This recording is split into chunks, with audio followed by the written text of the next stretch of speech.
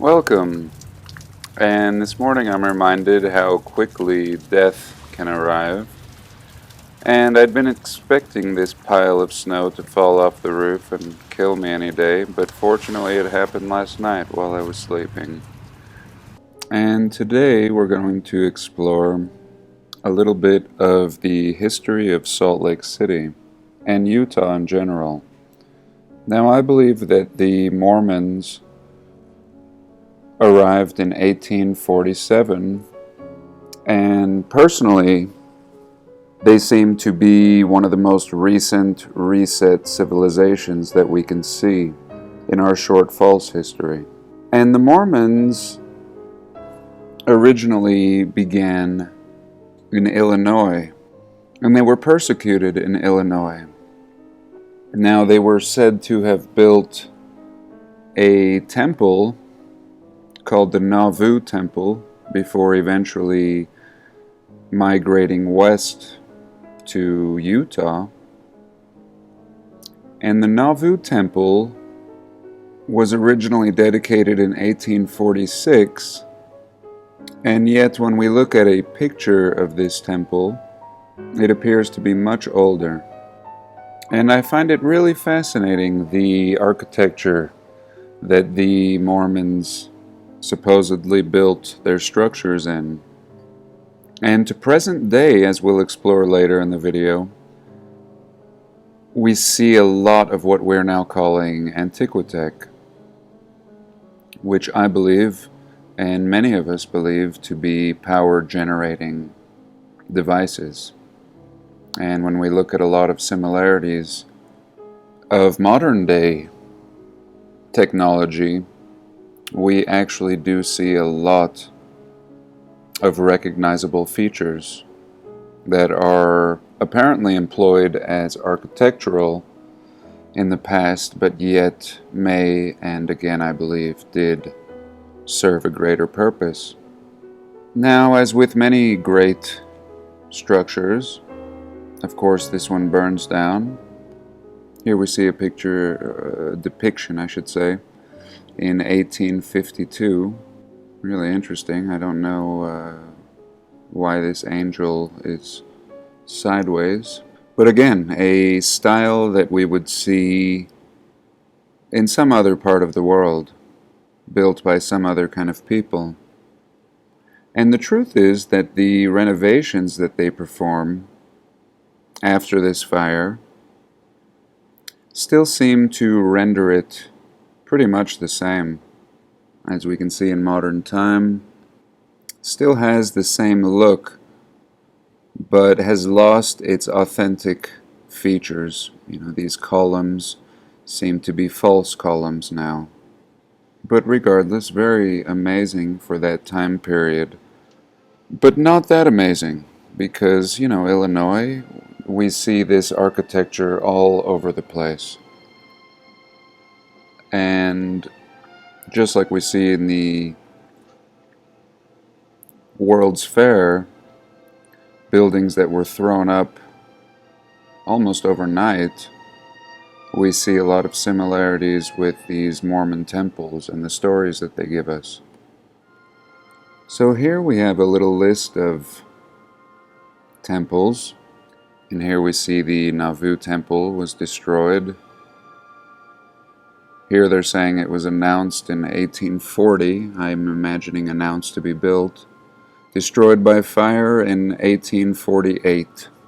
And again, still seems to have this very similar look, but not quite the same. But now when we arrive to Utah, it gets even more interesting. So here we have a look at some of the first temples that were built in Utah. Now again, we have to remember that the Mormons arrived in Utah, and more specifically Salt Lake City, in 1847. 143 men, 3 women, and 2 children, and a bunch of animals, arrive in 1847. And this is what they tell us the town may have looked like in 1850. Just little wood homes, very, very simple.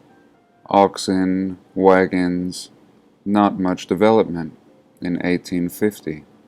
And here's an example of 1869, so a little less than 20 years later.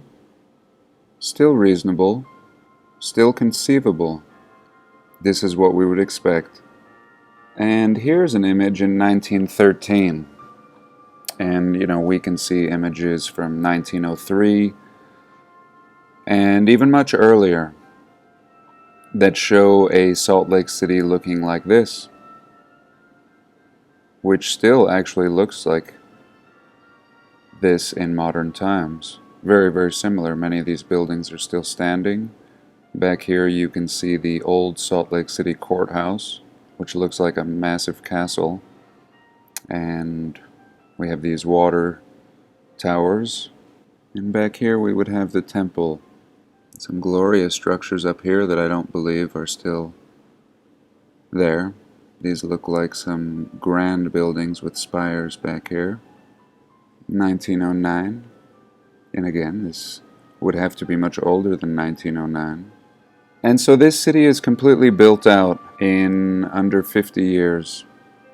We go from the 143 men that rolled into this city in 1847, and in less than 50 years we have a complete build-out and the level of sophistication that we would expect today. And as we can see here, not much has changed, just a little greener. Now when we look at these temples, we have this one in 1871. 1871, the St. George, Utah temple, dedicated in 1877. And really, the bulk of the people didn't begin settling until 1860. So now when we see something like this in 1871, give or take 10 years later, and I'm going to show you an older picture of this St. George temple. So here it is in present time, and here it is in old times. And this is one of the oldest pictures that I could find. And these characters do not look like Mormon settlers, nor do they look like they are the builders of this building. This building is built with an amazing architecture and looks old and weathered and abandoned, and I don't think there's any windows in it. We have this antiquitech, as we often see, very, very intricate. We have these people that appear to be penciled in.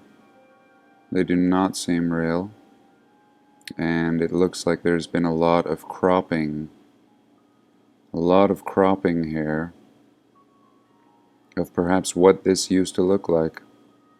And it's pretty obvious that this has been altered in many ways to hide its true identity, at least what it looked like in the past.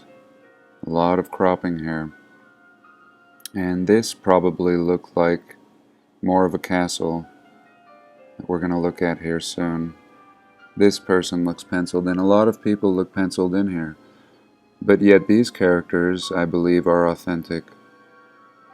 And perhaps this was just to throw us off because there's never anybody really working on any of these structures. And the scaffolding doesn't seem to match the building style. I mean, if you have these materials and then you're going to use this kind of makeshift scaffolding, really suspicious and much older. And very difficult to find a lot of these images. Now I want to look at the Logan Temple. Logan is a little town, just like St. George, a little town in Utah, although St. George is growing very fast. Logan is located some miles north of Salt Lake City. And here they tell us that this temple was announced in 1876. 1876. So within 20 years or so of the Mormons arriving to Salt Lake City, they're now building structures like this. And again, we see this style all over the world. And for Mormon pioneers that just rolled up to a location with oxen and wagon and barely able to survive initially, and then to imagine that within 10 years they're going to be throwing up structures like this all over the state, not just in Salt Lake City where you would expect most building, especially with what we see in Salt Lake City, you would expect most of the buildings to resemble this. I mean, just to start out, okay, this makes sense. You know, you have to get materials and you're very limited with your oxen. How much could you transport? Wood or stone? It would only make sense to at least transport wood as opposed to stone with your limited resources. But no, that doesn't seem to stop them from building structures like this. And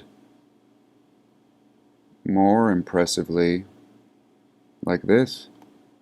You're just arriving, you have so much going on, establishing food productions and housing and your churches, and you've just been persecuted from Illinois, and suddenly you arrive to Salt Lake City and you throw this baby up within 10 years. This monster. Now here in 1854, they're telling us this is an elevation plan showing the stones, the sun faces, the squares, the compass window accents. Again, they had so many resources that they could build it better, only to discard these elements and renovate within a short amount of time. And when we do look at earlier photos, what we see is this. The Salt Lake City Temple under construction. And really what I'm seeing here is a Salt Lake Temple already completed, and features probably being removed as opposed to being constructed, and only to perhaps add these spires later. Or perhaps they were there all along.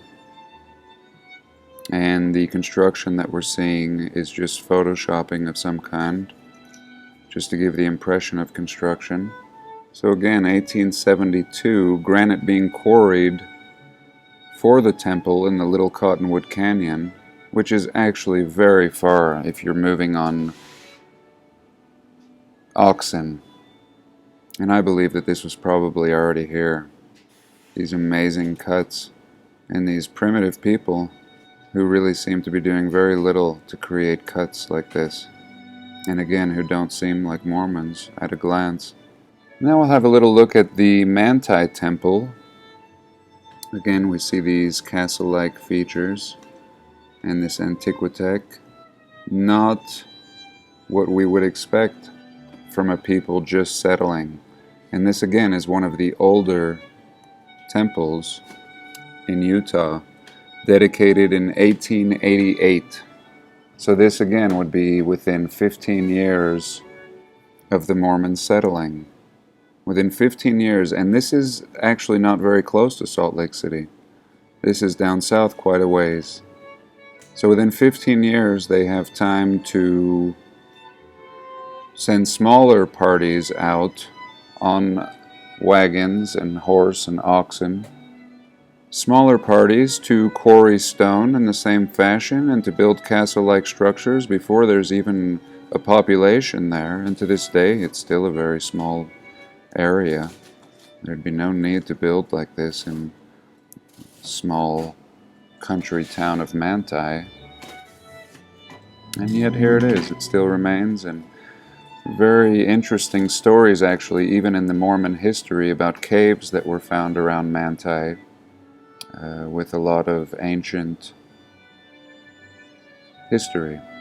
And we won't get into that, but worth mentioning. And finally, I wanted to look at some pictures of Old Salt Lake City that I feel further illustrates these points. Now, this picture is very interesting because this wall, this is actually a photo from, I believe it was the 1870s, but I just don't know about any of these dates, because this photo looks very old, and this wall looks very old. It's not here anymore. This, I believe, is the original wall that probably surrounded this castle. And in later photos, we have a lot of this Antiquitech removed, only to be replaced, but a little differently. So this must have been the true look. Again, judging by this wall and judging by this tree, that is actually a fairly old tree. Again, if people arrived within 20 years, I don't think you're getting trees to grow this large, or getting walls to weather in this fashion in such a short amount of time. No, this is older and is depicting actually what the city may have looked like upon inheriting it. And again, this Saltaire Palace that I've talked about before, out in the middle of nowhere. You know, that's the irony, is that these buildings are spread out all over Utah in a short amount of time, and it just makes no sense. I mean, you would need millions, not only millions of dollars, but millions of people to create all of these structures spread out all over the place.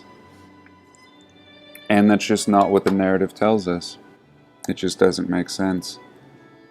And this city is a much older city. Here's a look in 1875, looking north, from the north, looking southeast. So here we see this depiction of the tabernacle choir, the temple, again depicted in 1875. You know, within 15 years of the historical narrative, we see this complete build-out and this perfect grid in industry and trains.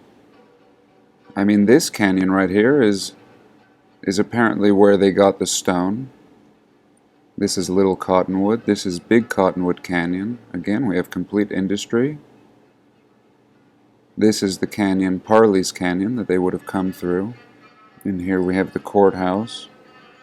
Again, supposedly built within 10 or 15 years. And finally, I want to focus on a little area in my neighborhood. And this is a Mormon temple, and it was originally a tabernacle, and this is what it looked like. And apparently it burnt down and was renovated and still looks the same. And really what we notice is it looks like a soul hasn't been here in at least 50 years. And we see these windows at ground level, and even a continuation of another structure that's even with these windows at ground level. And I believe there's much more under here. We're only seeing the top, and these stairs probably went down much further.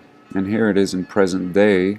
And what really got me on this little subject in my own neighborhood was debating with a friend about false histories.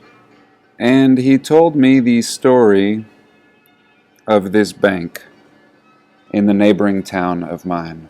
And we're located about 120 miles east of Salt Lake City. And this was one of the last places to be settled in Utah. And here we have this Bank of Vernal.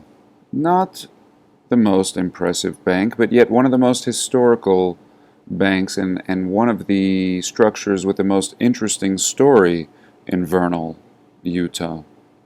Now, apparently at the time there were no bricks in this area, and there was no manufacturing of bricks, and it seems like everybody in this area knows this silly story of this bank building. And the Bank of Vernal is a registered historical building in Uintah County, known as the bank that was sent by mail. The Bank of Vernal was constructed in 1916. The builder took advantage of inexpensive parcel post rates to ship some 80,000 masonry bricks in 50-pound packages via the U.S. Post Office. The parcel brick shipments were transported from Salt Lake to Mack, Colorado by the Rio Grande Railroad, then proceeded to Watson via the narrow gauge Uintah Railway.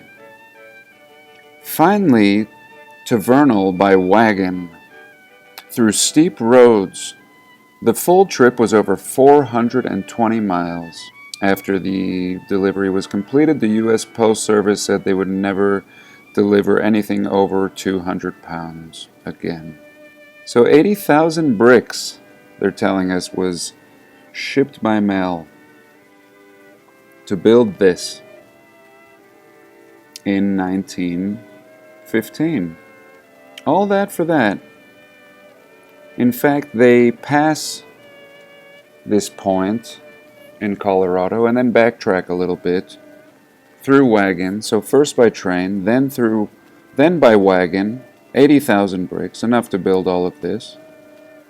And this just seems like an overkill story to explain how bricks got in an area where otherwise there should be no bricks.